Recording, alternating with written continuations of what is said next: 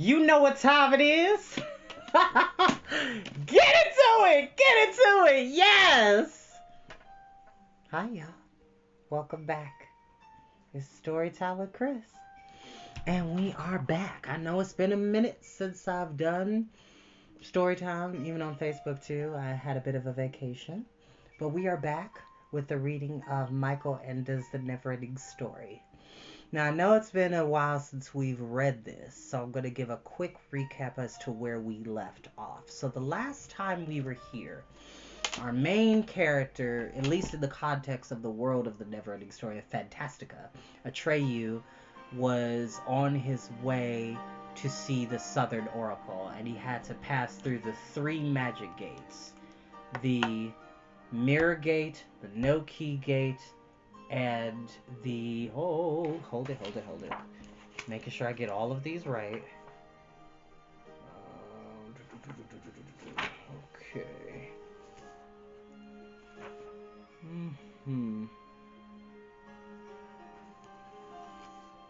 I hope everybody's having a good night. Hi, Aaron. Hey, Seal. Hi, sweetie. I do not own the music that is playing in the background, so I have to clarify that.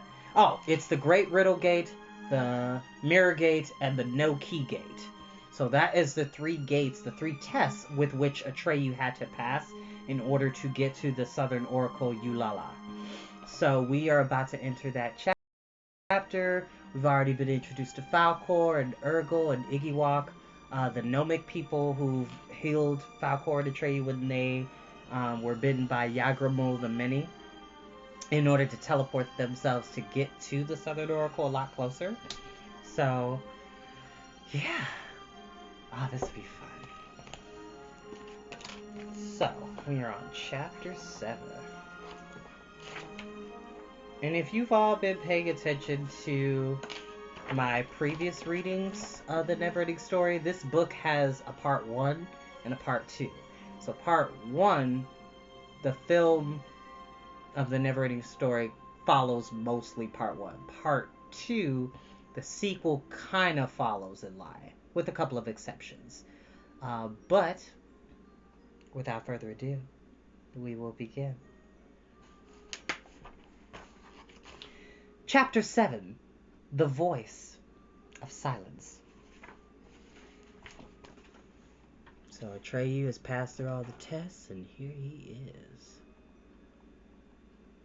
This beautiful hall, corridor. Gladness buoyed Atreyu's heart as he strode into the forest of columns which cast black shadows in the bright moonlight. In the deep silence that surrounded him, he barely heard his own footfalls. He no longer knew who he was or what his name was, how he had got there or what he was looking for. He was so full of wonder, but quite undismayed. The floor was made of mosaic tiles, showing strange ornamental designs or mysterious scenes and images. Atreyu passed over it, climbed broad steps, came to a vast terrace, descended another set of steps, and passed down a long avenue of stone columns. He examined them one after another, and it gave him pleasure to see that each was decorated with different signs and symbols. Farther and farther he went from the No Key Gate. At last, when he had gone heaven knows how far, he heard a hovering sound in the distance and stopped to listen. The sound came closer. It was a singing voice, but it seemed very, very sad, almost like a sob at times. This lament passed over the columns like a breeze, and then stepped in one place, rose and fell, came and went, and seemed to move in a wide circle around Atreyu. He stood still and quiet. Little by little the circle became smaller, and after a while he was able to understand the words the voice was singing. Oh, nothing can happen more than once, but all things must happen one day. Over hill and dale, over wood and stream, my dying voice will blow away. Atreyu turned in the direction of the voice, which darted fitfully among the columns, but he could see no one. Who are you? He cried. The voice came back to him like an echo. Who are you? Atreyu pondered. Who am I? He murmured. I don't know. I have a feeling that I once knew, but does it matter? The singing voice answered. If questions you would ask of me, you must speak in poetry, for rhymeless talk that strikes my ear, I cannot hear, I cannot hear. Atreyu had much practice in rhyming. This would be a difficult conversation, he thought, if the voice only understood poetry. He racked his brains for a while, then he came out with, I hope it isn't going too far, but could you tell me who you are? This time the voice answered at once. I hear you now. Your words are clear. I understand as well as hear. Then coming from a different direction, it sang, I thank you, friend, for your goodwill. I'm glad that you've come to me. I am Eulala, the voice of silence, in the palace of deep mystery. Atreyu noticed that the voice rose and fell, but was never wholly silent. Even when it sang no words or when he was speaking, a sound hovered in the air. For a time it seemed to stand still, then it moved slowly away from him. He ran after and asked, Oh, Eulala, tell me where you hid. I cannot see you, and so wish I did. Passing him by, the voice breathed into his ear. Never has anyone seen me. Never do I appear. You will never see me, and yet I am here. Then you're invisible? He asked. But when no answer came, he remembered that he had to speak in rhyme, and asked, Have you no body? Is that what you mean? Or is it only that you can't be seen? He heard a soft bell-like sound, which might have been a laugh or a sob. And the voice sang, Yes and no, and neither one. I do not appear in the brightness of the sun as you appear, for my body is but sound that one can hear but never see, and this voice you're hearing now is all there is of me. In amazement, Atreyu followed the sound this way and that, way through the forest of columns. It took him some time to get a new question ready.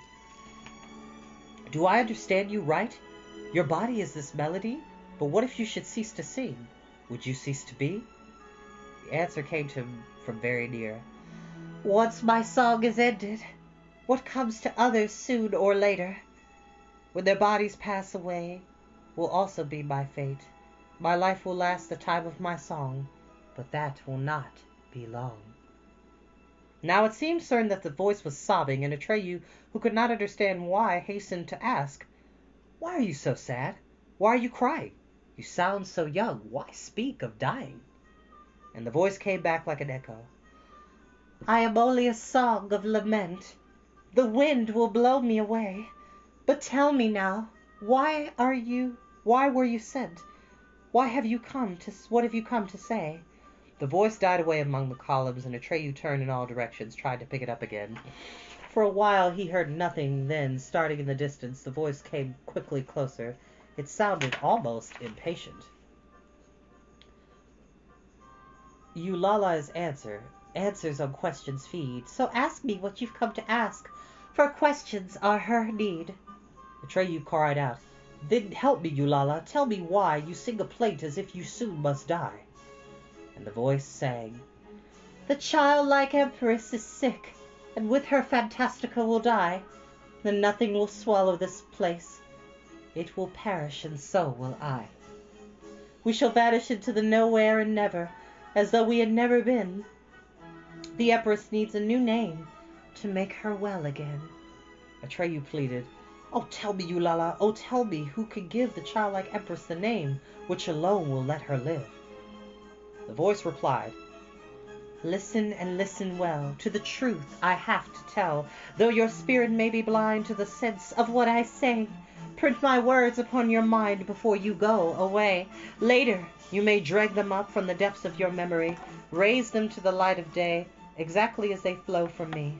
Everything depends on whether you remember faithfully.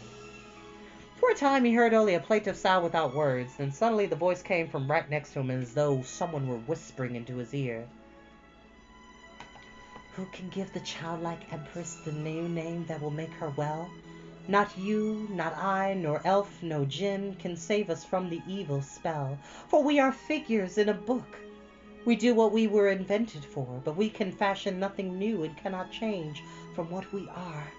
But there is a realm outside Fantastica. The outer world is its name. The people who live there are rich indeed, and not at all the same. Born of the Word, the children of man, or humans as they are sometimes called, have had the gifts of giving names ever since our worlds began. In every age it is they who give the childlike empress life, for wondrous new names have the power to save. No human has visited Fantastica, for they no longer know the way. They have forgotten how real we are. They don't believe in us anymore. Oh, if only one child of man would come. Oh, then at last the thing would be done. If only one would hear our plea. For them it is near, but for us too far. Never can we go out to them, for theirs is the world of reality. But tell me, my hero, you so young, will you remember what I have sung? Oh, yes, cried Atreyu in his bewilderment. He was determined to imprint every word on his memory, though he had forgotten what for. He merely had a feeling that it was very, very important. But the sing-song voice and the effort of hearing and speaking in rhymes made him sleepy. He murmured, I will remember every word. But tell me, what shall I do with what I've heard? And the voice answered, that is for you alone to decide. I've told you what was in my heart, so this is when our ways divide, when you and I must part. Almost half asleep, Atreyu asked, but if you go away, where will I stay? Again he heard the sobbing in the voice, which rescinded more and more as it sang. The nothing has come near. The oracle is dying. No one again will hear you, Lala, laughing, sighing. You are the last to hear my voice among the columns, sounding far and near. Perhaps you will accomplish what no one else has done. But to succeed, young hero, remember what I have sung. And then farther and farther in the distance, Atreyu heard the words. Oh, nothing can happen more than once, but all things must happen one day. Over hill and dale, over wood and stream, my dying voice will blow away. Oh, nothing can happen more than once, but all things must happen one day. Over hill and dale, over wood and stream, my dying voice will blow away. That's the best I could do on short notice. That was the last Atreyu heard. He sat down, propped his back against a column, looked up at the night sky, and tried to understand what he had heard. Silence settled around him like a soft, warm cloak, and he fell asleep. When he awoke in the cold dawn, he was lying on his back, looking up at the sky. The last stars paled. Eulala's voice still sounded in his thoughts, and then suddenly he remembered everything that had gone before and the purpose of his great quest. At last he knew what was to be done. Only a human, a child of man, someone from the world beyond the borders of Fantastica, could give the childlike empress a new name. He would just have to find a human and bring him to her. Briskly, he sat up. Ah, thought Bastian, how gladly I would help her. Her and Atreyu, too. What a beautiful name I would think up. If only I knew how to reach Atreyu. I'd go this minute. Wouldn't he be amazed if I were suddenly standing before him? But it's impossible, isn't it? Or is it? And then he said under his breath, if there's any way of my getting to you in Fantastica, tell me, Atreyu. I'll come without fail. You'll see. When Atreyu looked around, he saw that the forest of columns with its stairways and terraces had vanished. Whichever way he looked, there was only the empty plain that he had seen behind each of the 3 gates before going through. But now the gates were gone. All 3 of them. He stood up again and looked in all directions. It was then he discovered in the middle of the plain a patch of nothing like those he had seen in Howling Forest, but this time it was much nearer. He turned around and ran the other way as fast as he could. He had been running for some distance when he saw far in the distance a rise in the ground, and though it might be the stony rust-red mountains where the great Riddle Gate was. He started toward it, but he had a long way to go before he was close enough to make out any details. Then he began to have doubts. The landscape looked about right, but there was no gate to be seen, and the stones were not red, but dull gray. Then, when he had gone much farther, he saw 2 great stone pillars with a space between them, the lower part of a gate, he thought, but there was no arch above it. What had happened? Hours later, he reached the spot and discovered the answer. The great stone arch had collapsed, and the sphinxes were gone. Atreyu threaded his way through the ruins, then climbed to the top of a stone pyramid and looked out, trying to locate the place where he had left the Gnomics and the Luck Dragon. Or had they fled from the nothing in the meantime? At last he saw a tiny flag moving this way and that behind the balustrade of Igiwak's observatory. Atreyu waved both arms, cupped his hands around his mouth, and shouted, "Ho! Are you still there?" The sound of his voice had hardly died away when a pearly white luck dragon rose from the hollow where the gnomes had their cave and flew through the air with the lazy, sinuous movements. He must have been feeling playful, for now and then he turned over on his back and looped the loop so fast that he looked like a burst of white flame. And then he landed not far from the pyramid where Atreyu was standing, when he propped himself on his forepaws. He was so high above Atreyu that to bring his head close to him, he had to bend his long, supple neck sharply downward. Rolling his ruby-red eyeballs for joy, stretching his tongue far out of his wide-open gullet, he boomed in his bronze bell voice, "Atreyu, my friend and master, so you've come back. I'm so glad. We had almost given up hope. The gnomes, that is, not I." "I'm glad too," said Atreyu. "What has happened in this one night?" "One night?" cried Falkor. "Do you think it's been only one night? You're in for a surprise. Come on, I'll carry you." Atreyu swung himself on the enormous animal's back. It was his first time aboard a luck dragon, and though he had ridden wild horses and was anything but timid, this first short ride through the air took his breath away. He clung fast to Falkor's flowing mane, and Falkor called back with a resounding laugh. "Ha ha ha ha ha! You'll just have to get used to it." "At least," Atreyu called back, gasping for air, "you seem to be well again." "Pretty near," said the dragon. "Not quite." Then they landed outside the gnome's cave, and there in the entrance were Igiwak and Urgel waiting for them. Igiwak's tongue went right to work. "What have you seen and done? Tell us about it! Those gates, for instance, do they bear out my theories? And who or what is Yulala?" But Urgel cut him off. "That'll do. Let the boy eat and drink. What do you think I've cooked and baked for? Plenty of time later for your idle curiosity." Atreyu climbed down off the dragon's back and exchanged greetings with the gnomes. Again the little table was set with all sorts of delicacies and a steaming pot of herb tea. The clock in the belfry struck 5. Bastian thought sadly of the 2 chocolate nut bars that he kept at his bedside table at home in case he would be hungry at night. If he had suspected that he would never go back there, he would have brought them along as an iron ration. But it was too late to think of that now. Falkor stretched out in the little gully in a way that his huge head was near Atreyu and he could hear everything. "Just imagine, my friend and master thinks he was gone for only one night."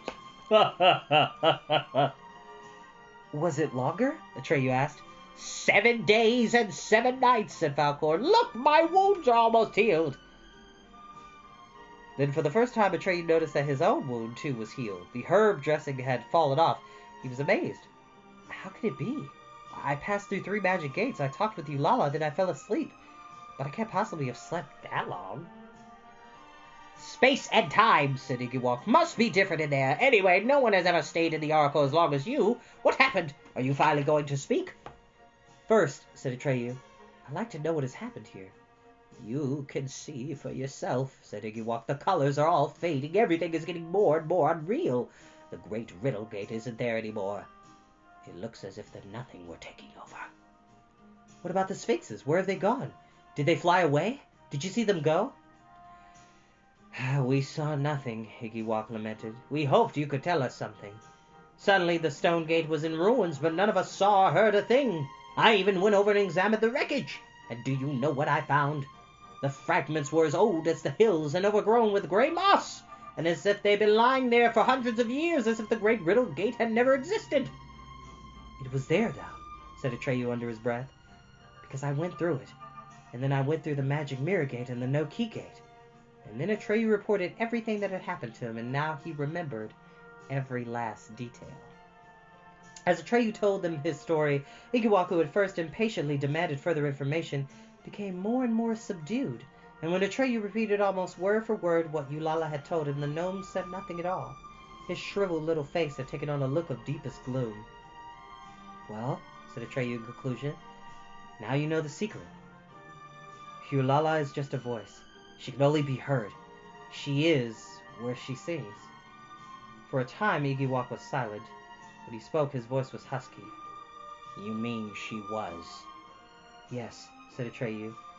She herself said no one else would ever hear her speak. I was the last. 2 little tears flowed down Iggywalk's wrinkled cheeks. All for nothing, he croaked. My whole life work, all my research, my year-long observations, and last someone brings me the last stone for my scientific edifice. Finally, I'm in a position to complete my work, to write the last chapter, and it's absolutely futile and superfluous. It's no longer of the slightest interest to anyone, because the object under investigation has ceased to exist. There go my hopes, all scattered. He seemed to break into a fit of coughing, but actually he was shaken with sobs. Moved to sympathy, Urgle stroked his bald little head and mumbled, Poor old Iggywalk, poor old Iggywalk, don't let it get you down.